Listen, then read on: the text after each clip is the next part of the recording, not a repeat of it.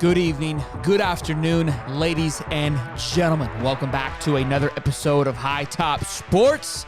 We have a jam-packed show for you guys all today. Happy Monday. We're going to have Stephen Harris on, hopping on a little bit later for, of course, Champs Corner, a new segment we've been rolling out every single Monday. If it's your first time here, you don't want to miss it. It's an absolute blast. We're going to break down films, and we're going to ask some questions from you guys in the chat and who responded on Twitter to him. So be sure to, once he hops on, smash your comments, smash your questions in the comment section. We'll be asking Stephen Harris all your questions tonight. Should be a good one. Brock Bowers out for the season for Georgia. Should be interesting on how that plays out. Also, we're going to talk about recruiting a little bit and this bye week for the Florida Gators, what it means for Florida, what it means for us as the fans, how are we going to get through a week with no football. You know, honestly, my heart and my health could probably use a week without any Florida Gator football, so I think this came at a good time after we get the W against South Carolina.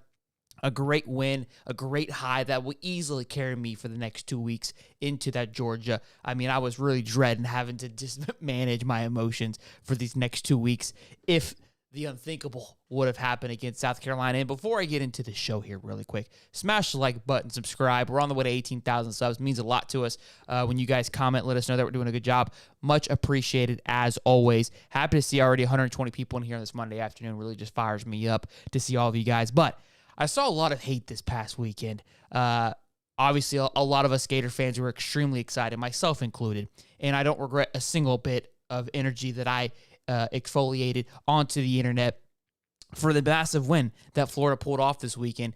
A lot of FSU fans in their feelings, a lot of Georgia fans in their feelings. They don't like to see other people happy, and I get that. That's just the world we live in. You know, when you see somebody that's just thriving and enjoying life, the insecurities start to creep up, and you want to try to bring down somebody else. But what I do want to state that is a lot of the narrative was, I can't believe people are getting, a team or fans are getting this excited over winning over a 2-win team.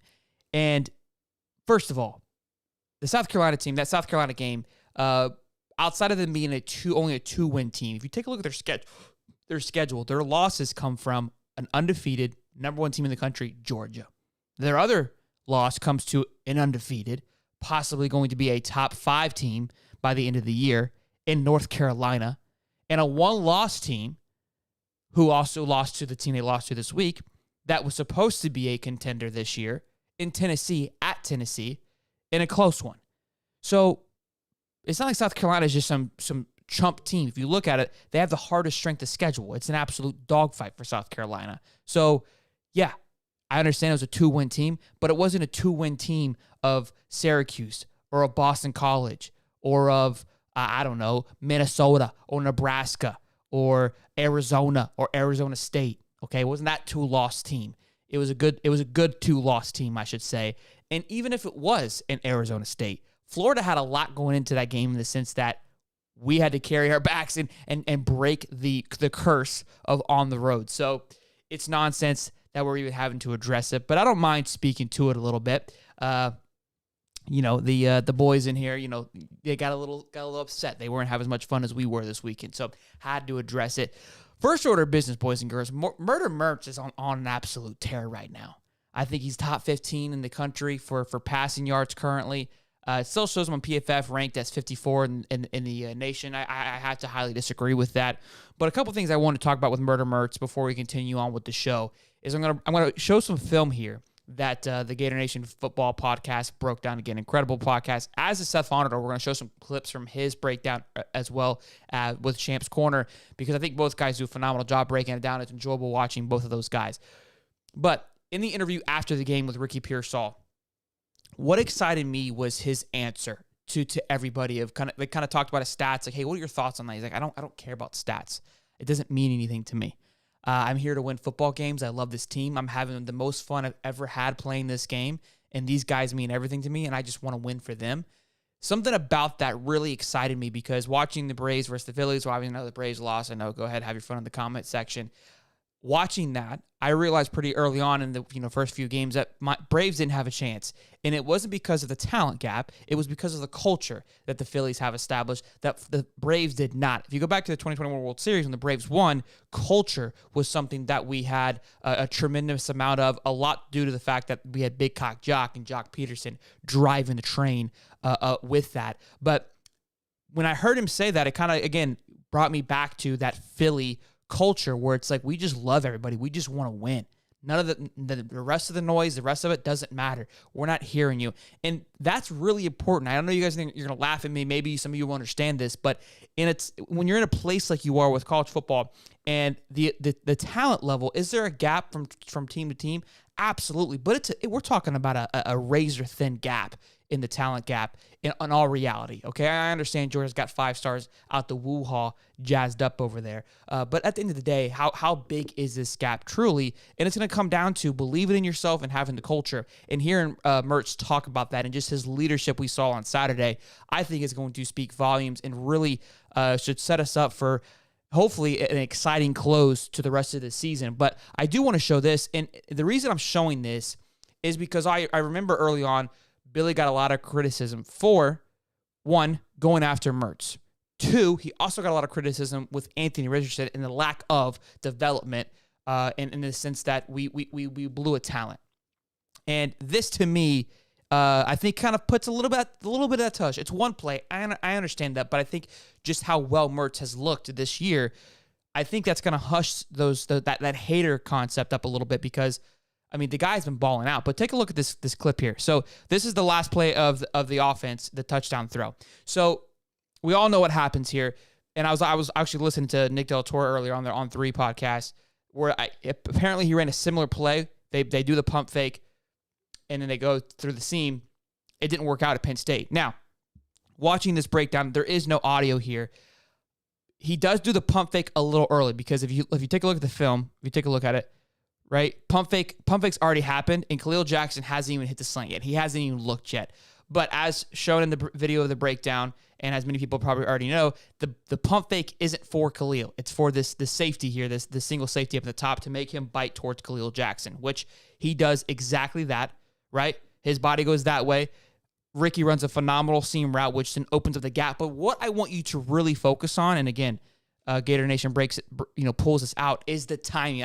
I realized it as he was saying, I go, man, this guy releases the ball perfectly in a sense, which one shows the connection between these two, the trust between these two, but also the development that's going into Graham Mertz and what's coming from Billy and how much effort he's putting into this, because he hits him with the pump fake. He holds it, right? He holds it to keep him honest, to keep the single safety honest, and then turns and releases. Look at him. He checks and lets it rip. And Ricky's hasn't even finished running his route to throwing the hand up yet, which is just awesome progress for both those guys.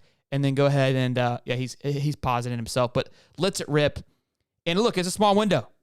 You got to throw it in there right and tight, and sure enough, he throws it in there right and tight. So those are some exciting things to me. And again, the reason why I bring those up is because Billy got a lot of criticism for going after Mertz, right? Which I think has proven to be a W, in my opinion, so far this season. And then, again, the ability to develop players as well. So there was some other film that I saw watching them break this down, watching Seth film. I don't have the film of them breaking it down, but here's where I got excited. Is when Max Brown came into the game for that one snap, he shows a handoff, and Seth Varnador broke it down phenomenally. I know Dave's close with Seth. I'm going to try to have Seth on the show at some point during the season. I think it'd be great just to hear him talk about it a little bit more, better than I do. I'm just a fan consuming it just like the rest of us, but I like to kind of break it down and digest it to you guys as well. But the way the run block was set up was for a triple option, basically for the quarterback to choose whether or not he wants to keep it. And I think this is where DJ Lagway is extremely bought into the Florida Gators, because this offense that Billy wants to run is in need of a dual threat quarterback like Anthony was last year. I think what Anthony lacked, what Graham has, is the arm talent, the decision making. Obviously, we know Anthony's ability to run was phenomenal. But again, the play, if you watch it, because right now Mertz doesn't have that ability to just kind of turn and run. The guy slow as molasses. And there's no hate there. That's all love. But he doesn't have the ability to kind of read that and take it outside. And a lot of these plays, I mean, are with the running back, it's designed for the quarterback to make the decision, which, again, DJ Lagway, something like that comes into play, is going to have massive success with that. So everyone that's also concerned, is DJ Lagway going to stick with this offense? Is he going to continue to be here?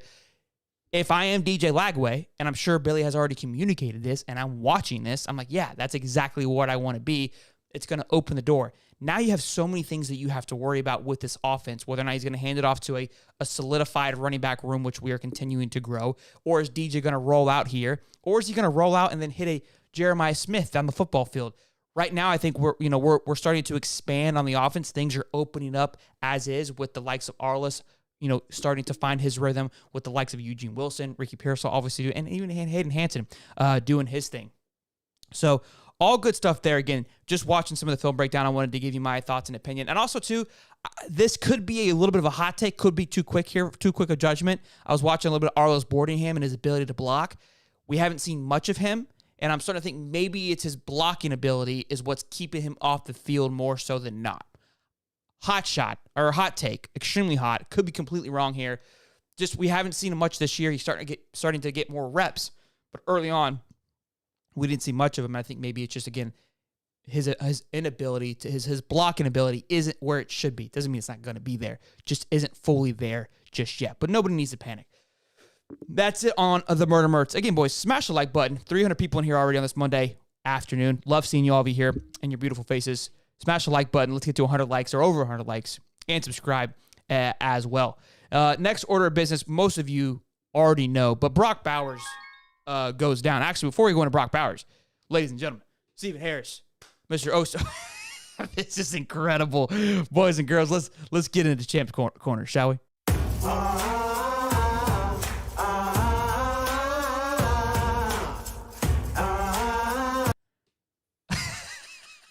Yo. Go Gators, baby. I love it here. I love it. Go Gators, baby.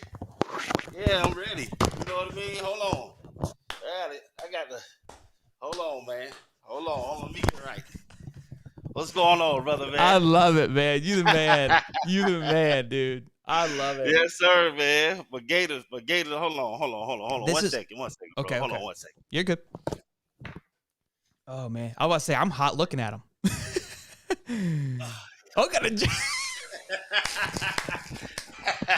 Yeah. This thing is layers.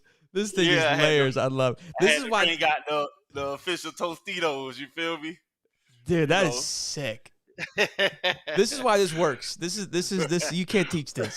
This wasn't even like discussed. He just knows what we're bringing to the table. You know what I'm saying? Yes, sir. What's going on, boss man? You not much, man. Good to see you. Happy Monday. Happy Champs Corner Monday as well. And happy big W for the Gators on Saturday. How were you feeling Saturday? Tell me. Were you going berserk? Oh man, listen, a range of emotions. Excited. Oh man, I was all over the place, man. My heart just slowed down today, so it was all over the place, man. Heck of a game. Our boys fought, man. A nice group of young guys, man. Showed some resiliency, man. They really impressed me. Sure. And I'm not easily impressed, but they impressed me, man. Hats off to those guys, man. I love where we're going, man. Yeah, sure. I think we showed signs of just excitement and where we're headed. Now, we talked today. We're going to do some questions. This is actually a really good question, and I want to make sure that I'm right before I ask this. You coach Isaiah Williams, or you're on his on? Yes, I'm on the coaching staff. So first question, and again, I don't know how much you. Yeah, but you're on the same team. You talk. You're yes, there. Sir. I don't know if you saw, but he got an offer from Texas yesterday, and I think he talked about making a visit. Or should Gator fans be concerned for what you know? Man. No, okay. He's a young guy, experiencing everything that football has to offer him. So go out there and have fun, man. Sure. It's Texas. It's gonna be Texas. He's a Gator at heart, so I'm not concerned at all.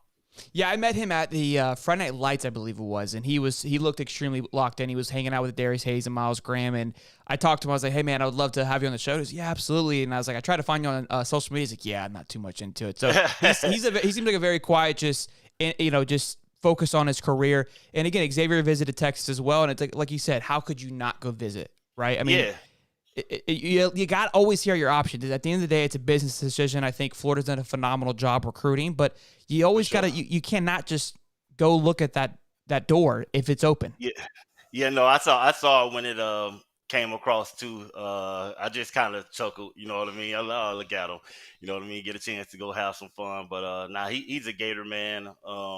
We don't have nothing to fear.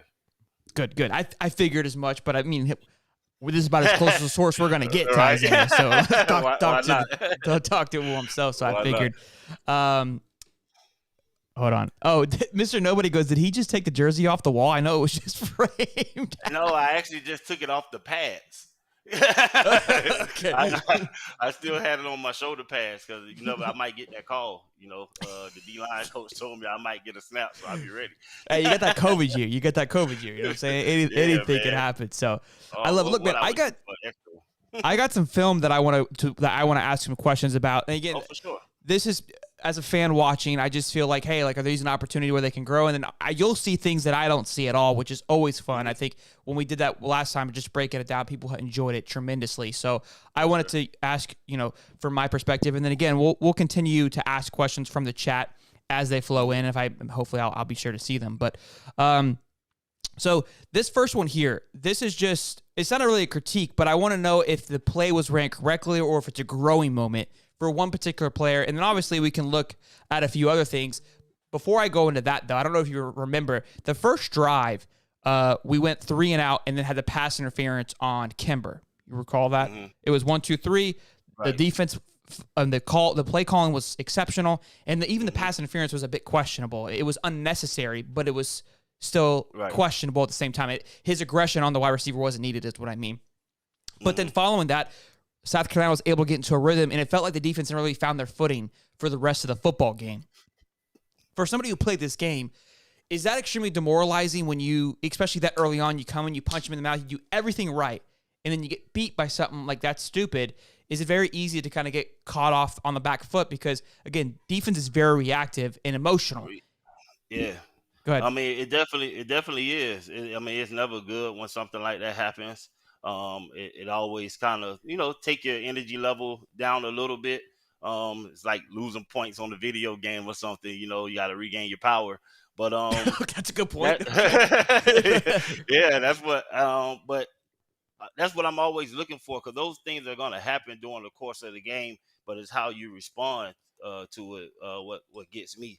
And, to see if the guys are going to be like, hey, don't worry about it, let's keep going. But it always takes a hit at you when something like that happens. You've been fighting, you get a third down situation, and then to give up that penalty, it always grinds your gears, but that's when you got to become a team. You got to be a real family. You know what I mean? That's why knowing these guys and knowing your brothers helps out in those situations, because they can look over at you and be like, hey, man, don't worry, we'll get it the next time. You know what I mean? And we'll go right back to the grind to get the ball back. So, but it definitely takes the level of energy down and affects your team negatively when stuff like that happens. But and for such a young team, that could be the difference in the That's game. The biggest thing, right? Just the youth on the team. I think it may have impacted them even more than what it would for an older team. That makes sense, and that's what I figured. I just wanted to get kind of clarification. So if you look at the you can't see my cursor, but Tyreek Sapp, he's at the top of your screen on the line. He comes in ablazing here. And again, this is me just looking at it and wondering what your thought as a defensive line. Right here, great move, right? Mm-hmm. Almost gets under. Phenomenal job by the offensive, the tackle there to form, the circle, allowing Rattler to step up into the pocket here. But would a nice quick little spin move back been the move here, or did he do everything right? Go ahead.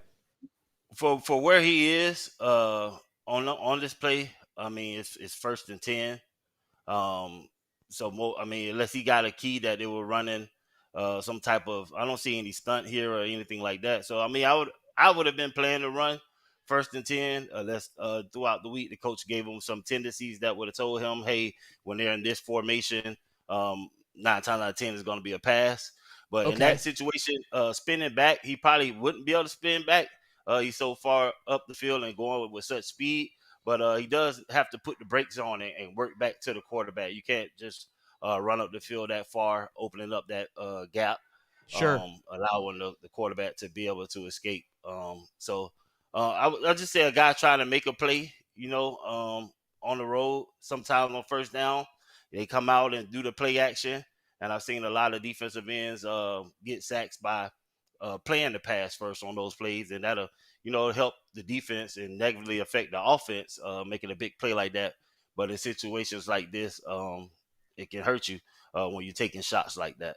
I don't Okay. mind guys taking some shots, but you have to start working back to the quarterback at some point. He has to put his feet in the ground and start trying to come back underneath Close that the hole up. off and not just run up the field the whole way.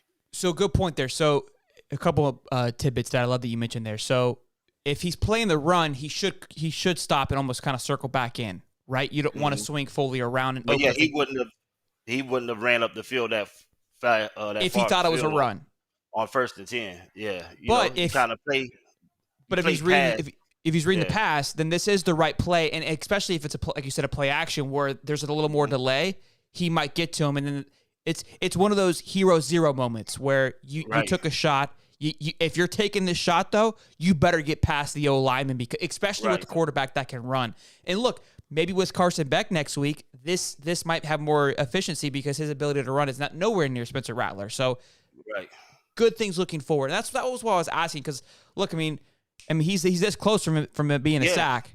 But yeah, I mean, it's a guy playing fast, flying off the ball, with just a little more situational awareness. Then, like I said, it's 1st and 10. They're driving inside the 35-yard line. Most plays are going to be short. The window is going to be short. The guy's probably not going to hold the ball as long. So for me, in those situations, learning from Coach Madison, we'll get a nice speed to power rush and try to get our hands up, knowing the ball is going to be coming out a little bit faster, and try to keep the quarterback in the pocket. Okay, good stuff. No, I love it. I good question, or was I crazy to think that? No, great question. Okay. I mean, any football question is a great question. Okay. The next play here. So this is a little bit later on down the drive. No, actually, no. This is the pass interference call. So obviously, I think the play calling was perfect. 3rd and 10. We're bringing the house. We're going to go man. We're going to trust our cornerbacks to get the job done, which they did for the most part. Yeah. I think this is Shamar James here. You see the longer yellow line, the linebacker coming in. He's extremely late on getting off. I think everyone knew that he was coming in. I know you play D line. Is this how should that delay be part of that? Again, I know you don't want to always oversell it, but I think everyone and then their mom knew the house was coming. Why not try to get a little bit more of an advantage? It felt like, again, that was my critique, and we're going to get more into the defense here in just a little bit, but it felt like, one, we were always a little trying to figure out what was going on, which caused us to almost be a step behind for the rest of the play, and this is one of them. Now, we made the stop, we got pressure, but let's say, Shamar's in there a little bit sooner, because he's taking a lot, and obviously, I think he takes he takes the correct gap, because when I was watching the breakdown, I think it might be Sapp, whose job is to pull out and then fill in the gap here. You see him come around. So he did.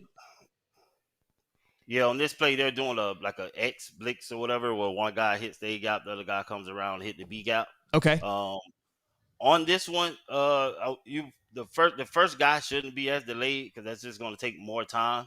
Yeah. But I understand guys trying to disguise things and just getting the timing wrong. You don't want to give it away right away to the quarterback that you're coming, but in this situation, he knows you're coming. We might want to get down there and just get it done faster. Some guy, delay to try to get the offensive lineman turned one way, and they don't see you coming. Gotcha. But, here it kind of got picked up. They knew what we were doing. The running back stepped right up in the gap. We get there, but it's late.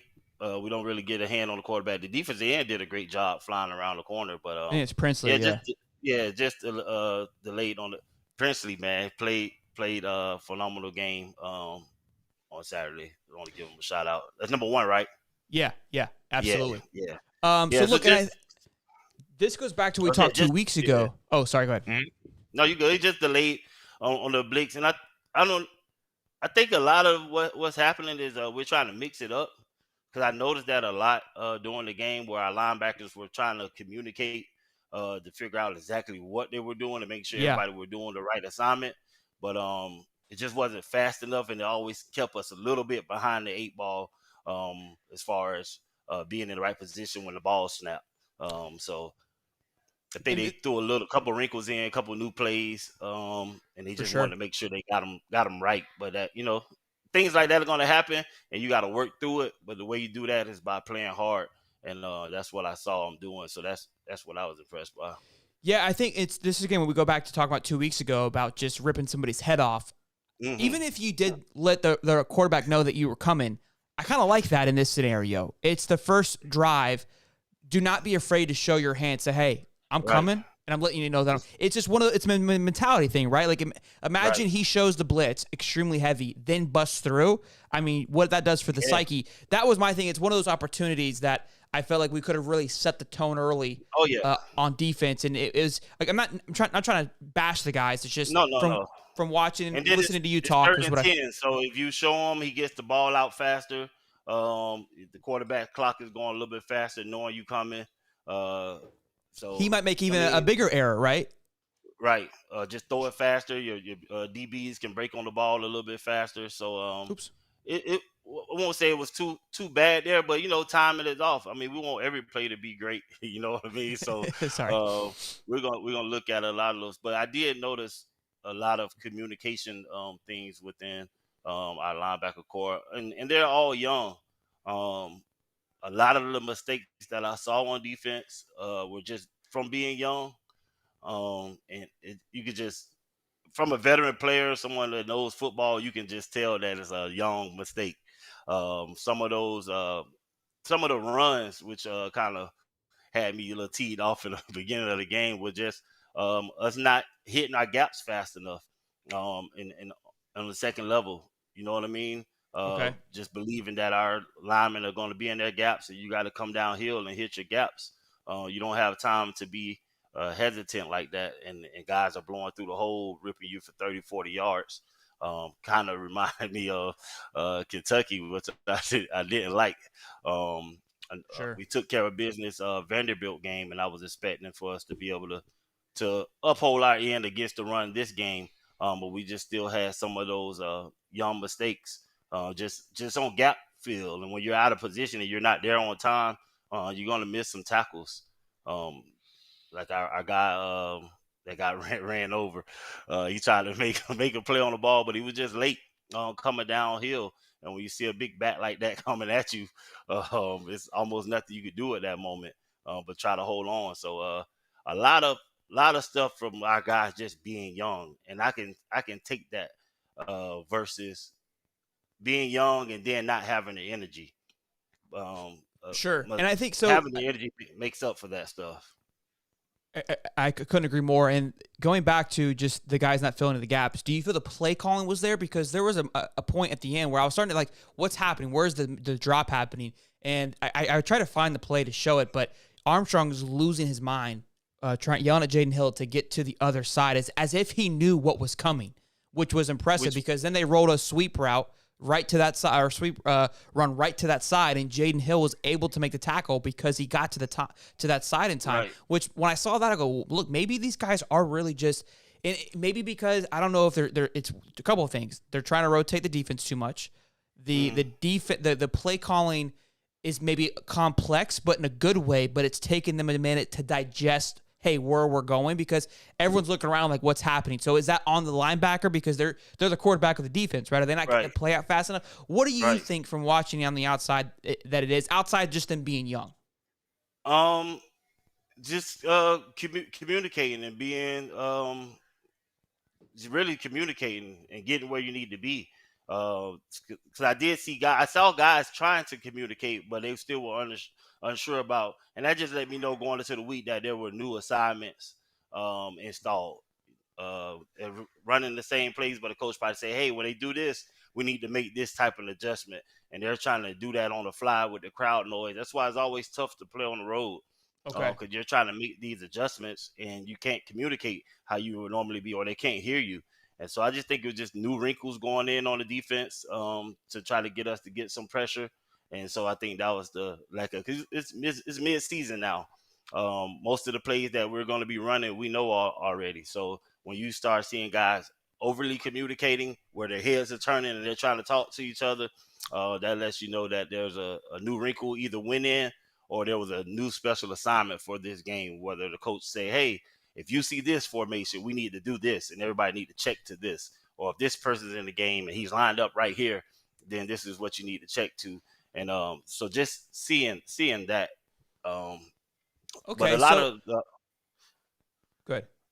I was gonna say on the one play where they scored a touchdown, the running back came out of the backfield, um, quarterback rolled out, the running back rolled out and catch the ball in the flat. That was just being young. We got a freshman at safety.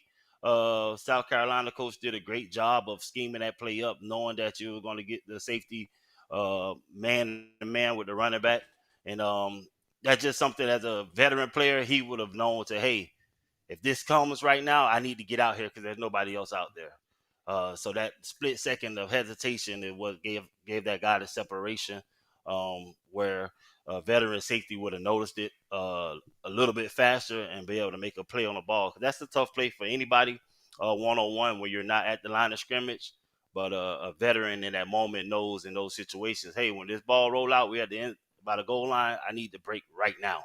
I can't wait. I can't hesitate. And I may even want to cheat over a little bit in some of those routes, knowing that you don't have to worry about the threat from the other side. But that's stuff that'll come as the years progress. They're young freshmen out there doing these Sure. jobs, and they're just inches away. So the more we go, the more they progress, and they see these things, and they're in those situations more often. I believe we're going to start seeing some big time play out of them, because they're not doing bad at all. You can just see the youth in certain situations, and teams are capitalizing on that, Sure. which a great coach would. I mean, you have a freshman, hey, put the safety one-on-one with this running back and Make see him if he beat notices us. what's going on. Yeah. So I But think that's a huge compliment then, I would say, to the team and to the coaches. From what you're saying, again, the guys they're reading the play and they're trying to make the adjustment. So the communication is where the ball's being dropped. But the good thing is that, hey, they're noticing the change and they're trying right, to make their adjustments. They're not right. executing it perfectly right now, but that's okay. At least they're trusting in what they're being taught and they're trying to adapt and trying to adjust. Versus you go back last year, we didn't see much movement happening on defense nor much communication. It felt like it was just 11 guys. It's like, hey, just take care of this area. Like in a very just basic way, right? And that's kind of what's changed to me this year. Yeah. And on defense, like we've talked before on the show, you have to trust the guy behind you. You have to go make a play, hoping the guy behind you is going to be there. I felt last year that was not the case. Nobody trusted Yeah. the group No, effort. no, and I did see one blown assignment. That was a big play. I believe the wide receiver caught the ball in the flat. Kimber looked like he was in cover three, uh, or maybe he supposed to have the flat, but he stayed like he was man to man on the wide receiver, and the guy threw it right to the flat. He was the only guy covering his man the whole time. He threw it to the flat. He was wide open. That's the one where the guy jumped over the man head or something like that and scored. Okay. Um, but he was locked in on this guy. Just not sure if he got caught up with what coverage he was supposed to be in, but the rest of the team were playing. I believe it looked like they were in like cover three or something like that. But he just locked on to the man instead of coming up and making a play in the flat. But I also would like to say this to our man Kimber, man. I know last time or time before I was on here and spotlighted you, and I'm not sure what type of player you are, man, but I wanted to give you some positive affirmation today, man. I believe in you, man. I don't believe you make it to college without having the talent to do what's necessary to be there. I just want you to start believing in yourself, man. Don't get down on yourself and play a little bit more loose, man, because I feel like you're playing uptight out there and you're afraid to make mistakes, and it's causing you to be in bad positions. You're not making plays on the ball, and I don't want to single nobody out, but man, I believe you're a Gator, man. You got that uniform on, man. It's halfway through the season. I believe you still got a chance to turn around and be a big player for us, but we got to start now, man. Start trusting in yourself, man. Trusting your speed, trusting your ability, man. But because we're gonna need you, and we can't have you be a liability. And I believe that teams are starting to try to pick on you a little bit, and you got to combat that by making plays, my man. So I wish you the best of luck, man. I want to see you do great, man. So turn it on, man. We believe you, man. We're not going to down you right now. We're not going to throw you to the wolves, man. Just turn it on because you're out there for a reason. You're one of our starters, and we need you to pick it up. For sure. No, I think that's huge. Hopefully, he's able to hear that because I think again, it's just believing that hey, you have the talent to get it done. You got to start believing that yourself. Tristan Creel, he was put a comment in while we were discussing just communication, especially on the road. So would hand signals help with over communication? And I mean, they kind of do that now. You see them with certain signals. Kind of talk on that a little bit. Yeah, I mean, they do all kind of things to help with communication, hand signals and all that stuff. It just being on the fly, any new wrinkle that the coach might have threw in, any new adjustment that you're just trying to get that done, and the play clock is running. It's loud out there, so you're going to see things like that happen. I just knew it was just excessive by our defense on Saturday. So that just let me know that the game plan was thorough. We just was having a hard time digesting it on the fly because guys out there trying to play fast, and when you're playing fast, it's hard to think. So I think they did a good job overall. We just gotta tighten up. I mean, we're not playing those slouches. It's the SEC. I don't care what they're ranked. What people say, is still the SEC. They're still getting talent in there, so we're gonna face all our opponents in the SEC. Gonna be tough. So, as long as we play hard, man. As long as we play hard, we have the ability to overcome any mishaps you see out there, and it just shows. Even on the offense, where we get the tip pass in the fourth quarter, and it still ends up in Trey hand. If Trey's not running hard on the route, the ball doesn't go on his hand. Sure. You know what I mean? If he's a second slower and not running full speed, even though he's not getting the ball, that doesn't happen. So good things happen when you play fast and play with energy. I mean, our color is orange and blue. If you guys don't know, orange is energy. You know what I mean? So if we're gonna wear those colors and put this uniform on, we just need to be playing fast and lights out. And I can overlook the mistakes when I'm seeing effort.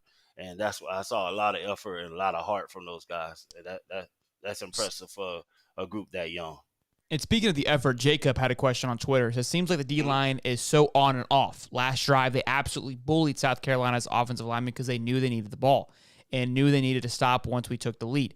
Don't play angry/aggressive every down. Does he think it's because coaches have them too focused on covering gaps? And we kind of alluded to that a little bit too. I'd be conflicted sometimes, not even gonna lie, with our defensive line play. Okay. And it's not because we don't have the guys or they don't have the energy. It's more so the style of play in which coaches are asking them to play. Okay.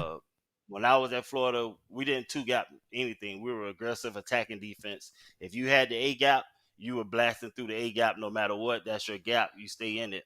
And on some plays, our coach have these guys two-gapping to where you're kind of head up on the guy and you're trying just to make a decision. Movements. You're just mirroring his movements. If he goes to the right, then you're not in the front gap. You're in the back gap, but holding the back gap to where the linebacker will overplay that gap. And I think sometimes that slows us down from being aggressive.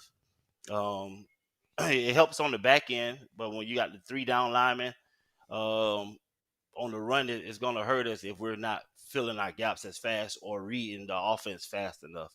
And that's where some of those big runs come in at because we're not firing off the ball by design, not by them being lazy or anything like that. We're just mirroring them. And I don't like that. I want to attack every play. Soon as the ball flinch, I want to be able to fly off the ball and smash whatever in the way. But certain defenses require certain things. And I think that's where we see the lack of emotion and excitement out of the guys. I believe our guys want to fly off the ball just from their personalities and stuff like that. But hold on, because I'm getting goosebumps. This is primetime television. I love this because look, you're speaking facts, and that's huge. Understanding because look, there is times like it makes no sense. Like, why do you look so aggressive? There was a play where it was just a Sapp, Banks, and Jackson, just the three of them. Mm-hmm. Everyone else played back. I think it was the first play of the game and a few other times, and they dominated the O-line. It was 3-on-5, and they dominated. And I'm like, how are three guys dominating? And we put the four biggest dudes on the football field up there, and we just look soft. That makes sense. So they're playing reactive versus just north and south, which I think that's going to translate to the NFL better, if I would have to imagine, because you want to be able to have both of those skills. But when you've got a young team, maybe focus, like you said, hey, let's focus on north and south. Let's just blow through them. Yeah, that's huge. But, I mean, and you know, when you got the three, we have more people in coverage when you have three down linemen. So that helps us keep the ball in front of us, and you got to throw into tighter windows. But I'm a defensive line. I want to attack every play. I don't want to read nothing. I want to break face masks. So, you know, I would like to see us attack more. And look, maybe with Spencer Rattler back there, maybe there was reason for that. You don't want to just blow through the gap, kind of like what Sapp did, and then you leave a gap wide open. And that guy was deceptively fast. I won't say he's fast, blazing fast, but he had some deceptive speed on him. It did, right? Like all of a sudden, you're just like, he's gone. Whoa, where'd that come from? Oh yeah, yeah, that's a good point. So, and that's why, you know, and if we're rushing up the field like what happened on the first play where you showed me Sapp got up the field, then that's opening up lanes for him to take off and run. And then we're asking young corners to cover longer. And so you don't want to give up those type of big plays. So I can understand why the coach is doing what he's doing in certain situations. We got a young team. And so you got to kind of help them decipher things better. You know what I mean? Sure. And so you want to get things like that. But on the run play, man, we got to get to our gaps faster and harder. And that would explain the big runs, because if they're waiting to see which gap to go into, and again the O line, they know what they're trying to get to. They can bully you in a sense, right? Because you're hesitating, and then all of a sudden you're getting bullied. And by the time even if you are a better player, by the time you get back, that running back's coming out a piss missile out of a cannon. They're gone. And because what I noticed is sometimes we have two levels of people reading. We have the D linemen that are reading, and then you have the linebackers that are reading. Well, if you have two levels of people reading and nobody's tacking, if one person is wrong, the ball is gone. You know what I mean? Sure. At least if your linebackers are reading, your D lineman is attacking, at least you get the running back to start jump cutting in the backfield, or you're knocking offensive linemen into the backfield where the rushing lane is not clear, where you got to stretch the ball a little further to get to the lane. That would allow for the linebackers to make up for a bad read. You know what I mean? But if we're both reading and then you're late on your read, the ball's coming at you north to south right now. And a lot of teams are starting to pick up on that on us, that we are reading, and we're seeing the same type of runs happen to us, which we have to change. Because when you start getting top tier opponents and they're picking up on that and they're running at us, we don't want any more Kentucky situations. And if we don't plug those holes faster, we have a potential to have that happen. But I believe we can make the adjustments. We have the players. Like I said, they're just young. Where you relying on safety help as your eighth man in the box and stuff like that. If they're not comfortable tackling big backs, that's why you get into some of those fronts. But I believe they're starting to put their big boy pants on. And, for sure. You know, they're starting to come up and fill some of those gaps. Hey, you got to get ran over a couple times to know that, hey, man, you can do this. So what if you get ran over? It's for a 2-yard gain. I'd rather a 2-yard gain than 50 because you wasn't in the right spot or you didn't go put your hat on somebody. So absolutely. Well, Steve Harris, this is always a blast. I love talking to you, man. It's so cool to just understand the game from a different level. And look, I think for the fans, to understand like what's happening, I think is great. And look, although there is some areas for improvement, I think the areas of improvement lead for excitement that we're heading in the right direction. Sure. That's got to be calming for some of the fans that are watching right now. Over 350 people in here. So be sure to smash the like, boys and girls. And, smash the like button. And subscribe. And tell them where they can find you, man, so they can follow you. Obviously, you get rowdy on your Twitter and your Instagram when things are going well. On Twitter at FamoGang 365. That's FAMOGANG 365. Again, that stands for Faith Allows Me Optimism Gang. You can find me on Instagram at Stephen Harris 93 Gator and Facebook Stephen Harris. If you don't mind, I do like to say this, man. I like what I'm seeing from our Gators, man. Um, we're a young team, and a lot of guys are getting a lot of playing time and showing big potential. Um, and we didn't jump on the Fire Billy train. We just want to see those guys do better. We come on here and critique the games, but it's all to see them do better, man. Love the guys.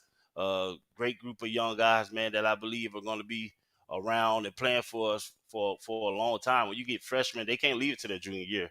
So we get at least 2 more years with some of those guys that are getting big time experience right now. And I saw the energy level up on the road, and that was a tough environment to go in, to fight, and to come out with that win, man, definitely does something to you as a player. And they showed that resiliency. I like to see Billy getting fired up.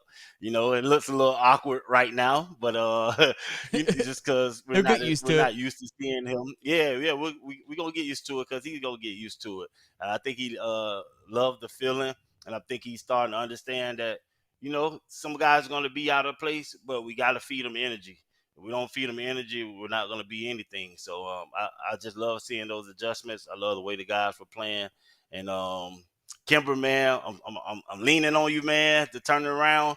The second half of the year, man, I believe that big things are going to happen for you, man. Just get out of your own head and go out there and play, man. We behind you. I know it can feel like the walls are caving in on you, but, man, we behind you. Trust me, man. It's not nothing negative. It's all to see you succeed, man, because we're going to need you, and I believe you're going to be a big part the second half of the year, and things are going to change up for you. I love it, man. Always great for the positive affirmation, man. And I love you too, man, for being on here as always. I appreciate you. Again, it's a blast chit-chatting with you and just learning more about the game, man. And your energy is always very contagious. I love how you showed up, man. I love that. That's awesome. Be sure to go follow Mr. Stephen Harris. And they said they'll drop a like if you give us a Gator Chomp before you go. So. You already know. I'll see you later, y'all boss. drop the like, man. And if y'all have any questions next week, y'all shoot them to my man. I got you.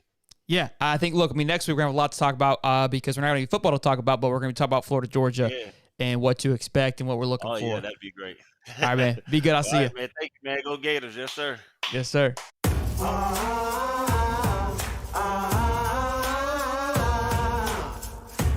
Stephen Harris, ladies and gentlemen, with Champ's Corner, an absolute blast every time he's on here. And I know you guys, I saw your comments that you love it and you feel like you learn more about it when he is on here, me included. And look, I'm not afraid to be the dummy that maybe may ask a dumb question. It may lead to something great and us learning more about the football game. So I think it's fun for all of us fans to learn more about this and to continue to grow and understand what's happening, the development that's happening, and to see the excitement of what this team is doing and where they're headed. I think there's a lot of exciting things to come. And look, talking to him, I was a little frustrated with Armstrong, but I think Armstrong is working on putting together an elite team. And look, I mean, that's got to speak volumes to the guys like LJ McCray, who we're looking to, hopefully lock on this Saturday coming up. Again, obviously everyone wants to know where is he going to be headed. I think it's good that he is committing on Saturday, the week that we have a bye, but Georgia also has a bye and they're also in it. So, and FSU's in it as well. So we'll see how all of that plays out. But before Stephen Harris came on here, we were about to talk about Brock Bowers. Brock Bowers is out for the season, getting a little ankle surgery. I saw some people trying to stir up some nonsense that Florida fans were rejoicing over this injury. I came out and said it when it happened that this is awful, and how is it going to impact the Florida Gator game? Before I get into any of that, though, again, I hate this. I want to play Georgia at full. I want to play against Brock Bowers. I was literally going to have a conversation of like, hey, when are we going to start having the Heisman conversation about Brock Bowers? And then this happens. It just sucks. I think this was somebody who was going to really kind of put the world on notice and be somebody that we talk about for years on end. But I think we've seen the last of Brock Bowers in college football. They said 4 to 6 weeks, could be back if they were able to make a playoff run. But if I'm Brock Bowers, do you risk that? I don't know. I don't know how much passion he has. Even Uncle Lou, I was watching his reaction. He seemed very somber about the Brock Bowers going down, as you should. But now, how is it released to Florida? Should we be excited in the sense like, hey, there's an opportunity? Look, if I sit here and say, hey, it's not going to have an impact, you're crazy to believe that because Brock Bowers is such a presence on the football field. Like Travis Kelce, he's a security blanket. He's always open. He's like 7-Eleven. and he's definitely a huge attribute. But let's not get it twisted. This Georgia offense is extremely powerful. They've got plenty of weapons to go after. They're not going to all of a sudden just forget how to play football. Carson Beck has been finding himself, and Brock Bowers has helped him found himself. But look, it's one less person in the sense that Florida doesn't have to worry about. We haven't looked great at covering big tight ends, but it's Georgia. You know they got a few more stacked up behind them, ready to go. But either way, I think, does it level the playing field a little bit? Yeah, I think, again, it takes away that security blanket from Carson Beck in a way, but they're going to have 2 weeks to figure out how to get over it. So to be honest with you, I don't think it's going to have much of an impact at all, outside the fact that we're going to talk about it for 2 weeks on if it will or will not. I hope, honestly, because I felt like we got so caught up, we the media, and I don't know how if the team did or not, and whether or not Cam Rising was going to play for Utah, it was irrelevant. Right? So it didn't matter. And that's why I don't really want to get too invested into this conversation, because it shouldn't matter. But that's all I got to say about that. Obviously it's a bye week this week for Florida. And that's why Billy took the day off and didn't do a presser, which is very upsetting. But we've been cruising right along, no problem here on the show. So, Billy, we don't need you. But the boys are humming. They're still working. That's why they're not here. They're on the trail. They're recruiting heavily. So this may be a bye week for the team where they can rest upon some injuries. We know Graham Mercer's been taking an absolute licking in the backfield. Trevor Etienne's coming off an injury. We're not quite sure how healthy he is. Kingsley's been off and on all year. Now he gets an extra 2 weeks to heal up as well. I know Barber went down. So this is going to be a great time, honestly, in a sense, for these guys to rest their bodies, to get focused, to get hungry. But I also think it's going to be a really important week for everybody let's get into killer mode for the next 2 weeks. But look, I saw, who wrote it? Can't remember. I think it was a 247, but the Billy Gonzalez and somebody else there on the recruiting trail, looking to go after more. And who else was the other one? TJ Moore and Jameer Grimsley. Jameer Grimsley has been somebody that we have spoke about on the show a handful of times with Connor Clark. Somebody that every time he comes on the show, I go, hey, man, what are we looking like for recruiting? He goes, Jameer Grimsley is still high on our list for a cornerback. He was currently committed to Alabama. TJ Moore, who's currently committed to Clemson. He committed to Clemson during that wave of Clemson recruits. Sammy Brown committed and a few other big-time recruits. But Clemson looks a little kind of down in the dumps right now. If there's an opportunity to take advantage of it, it's going to be right now. So love hearing that the guys are out there working. It does not stop. It sounds very Kirby-esque, right? That, hey, even though it's a bye week, it really isn't. We're going to go work. So Monday morning, we're going to hop on a plane or hop on a bus and head to Tampa and go talk to these kids and see what we can pull off here. Again, both of those guys are currently committed elsewhere. And this goes back to what I said about how important this summer recruiting was, because now look at us. We're at the end of this recruiting cycle. Again, I know it ends technically in February, but as of late, the past 2 years, it's really ended in December, and maybe you see a few trickle through in February. But we're able to kind of really hone in on who we want to go get. This TJ Moore, if he's part of that conversation, it could be us moving on from Jeremiah Smith in a way. And again, I know we as the fans have moved on, but I'm not quite sure how much the staff was moving on or not. So this could be a hint towards that with those guys moving on. And then the last thing I saw in an article, this was from Keith Nabier, which I thought was the question for DJ was, who's his top target? And this kind of has changed over the course of time.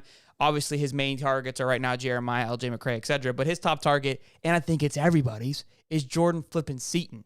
And it shouldn't be DJ's top target. It should be Rob Sale and his damn livelihood top target to land this man and to lock in Jordan Seaton. And look, I think you're able to get a big tackle like this. It allows for other dominoes to fall for that 2025 class. Maybe it allows for some big-time transfers to happen as well, because Damian George and Mazuka, I believe, are going to be gone. Barber should be back. Slaughter's starting to find his rhythm. We've got Najee Harris. Lindell Hudson's going to be gone. A lot of the guys that are playing currently, I don't believe are going to be here next year. Damian George, I think, might actually still be here, which would be beneficial. But we need to go and get some guys that are going to be impactful right away. And that's the difference with offensive tackles, I believe, with 3 to 5 stars, is their ability to play now. We've talked again how the stars are a little wonky when it comes to offensive linemen, because high school, it's hard to really judge. But I think they have a good gauge in the sense, because a lot of these guys, again, that come right out, Bama is a perfect example. Caden Proctor, true freshman. And he's starting and making a huge impact. Guess what he was? 5-star, number 1 inside offensive lineman in the country, and got it done. That's what a Jordan Seaton is. and you add that to the mix, you really look really healthy next year, and the ability to get things done. So it's gonna be a big pull for Florida, and if you're able to really land Jordan Seaton, look, that's a healthy class. But my goodness, if you're able to land McCray and Seaton and anything else, I mean, Seaton isn't icing on the cake to me. I feel like the other ones will be. Seaton is a must. It really, really is. I know it just seems a little bit much for being a 5-star guy, but Seaton, in my opinion, is an absolute must to land for, I think, just a class to really solidify itself as an elite class and us to be really pumped to what's to come. Again, this the way that we're trending right now, if Gator was a stock, buy. We're able to close this season out really well. 2025 recruiting is going to be even more electric, I believe, than what 2024 has been. So all things are again, moving in the right direction with that. Again, almost 400 people in here, guys. Be sure to smash the like button and subscribe if you're brand new. Appreciate the people who just disliked it. Much love to you as well. You're still interacting with my video, so suck it. Huge breaking news here, guys. I did some digging, and I got an update on who's calling the plays. I might get in trouble here for leaking this, but it's massive, and I could not allow for us to not talk about it because of how groundbreaking this news is on what changed on Saturday, because something changed. We all were wondering what happened. Again, did some digging, spoke to a few people, figured out what it was. Okay? Again, massive stuff here. I'm not quite sure how I'll get in trouble for leaking this. We'll find out. If I go missing, this is why. Okay? So just be understanding of that. Here's what went down. Billy was at Spurrier's restaurant this past weekend and was able to get some plays written down. I can't even keep a straight face. I saw this photo like a couple weeks ago, and I wanted to figure out a way how to use it. and I found it. So if I had your real name, I'm sorry. Okay, I know it's April Fool's, but I wanted to have some fun. But I saw this picture, and I thought it was an absolute hoot. Now there has been some talk that there was other people like Ethan Callaway possibly helping out with some calls.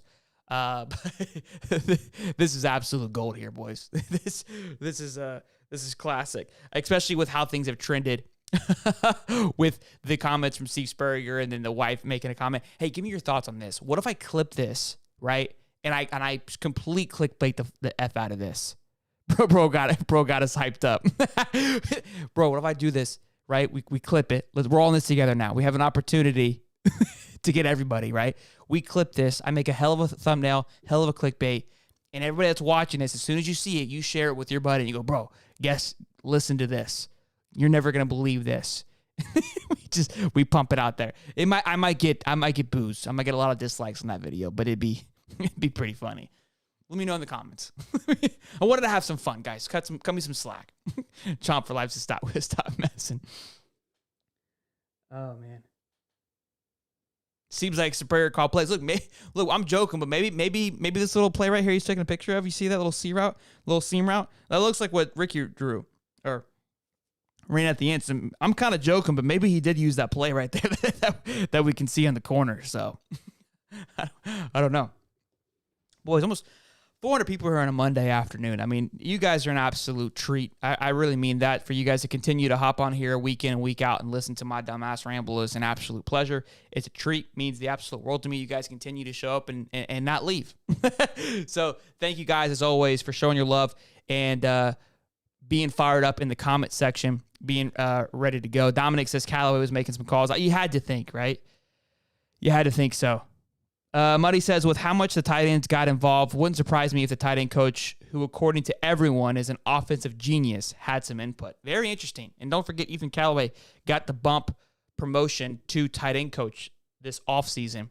Maybe he's making a little bit of a run to continue to grow. I wouldn't mind seeing some more internal hires. And look, if that's the case, if Ethan Callaway is this offensive guru and has this great offensive mind and starts to slowly assist in play calling, and then let's say Billy makes the move and makes him offensive coordinator next year, doesn't go outside of outside the house and hires externally, but hires internally.